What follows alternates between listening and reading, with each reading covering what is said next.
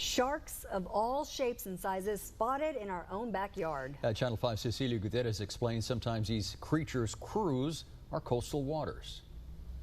Whether it's out on the bay or the ocean, odds are there probably isn't a shark too far away. But experts say not to worry. They're more afraid of you than you are of them. Hector Lopez knows they can pop up when you least expect them. You know, you'll see the black tip fin. That's like the given. You know, usually when there's a lot of bait moving around and stuff, you know, there's a lot of nervous bait, you know, there's something big out there. So, and all of a sudden you see, you know, the tip come out of the water. The fins he's talking about belong to a black tip shark. And they grow up to a maximum, you know, about 8 feet. Once summer comes around, Lopez starts to see more sharks. The water temperature is warmer and you have more bait movement. They're not only in the ocean, they're in the bay.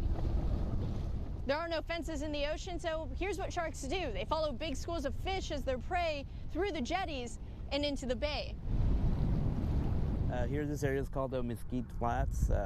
It's a good area to target shark. I mean, you can see them out here coming from the ocean into our bay. Mesquite Flats is only about 1.5 miles out from shore.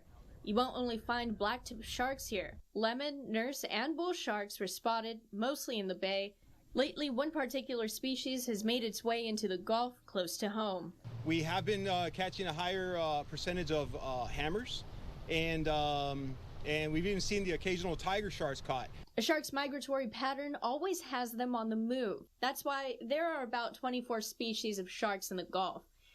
David Cisneros with Fishing Locals works with the Hart Research Institute out of Corpus Christi, a coastal conservation group that studies sharks. The presence of sharks is very widely known in our area, and there's all types of species that are coming into our local waters. A research group that actually studies migration of sharks, to include also the physical developments of these sharks.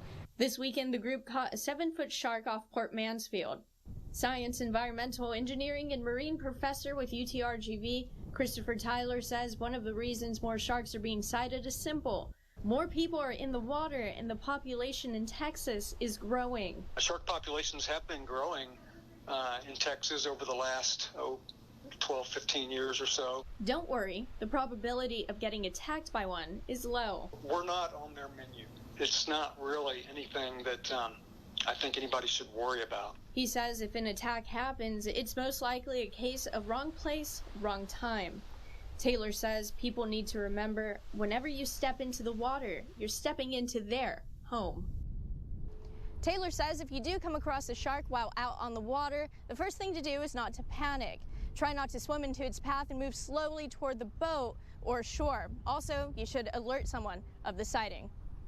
At South Padre Island, Cecilia Gutierrez, Channel 5 News.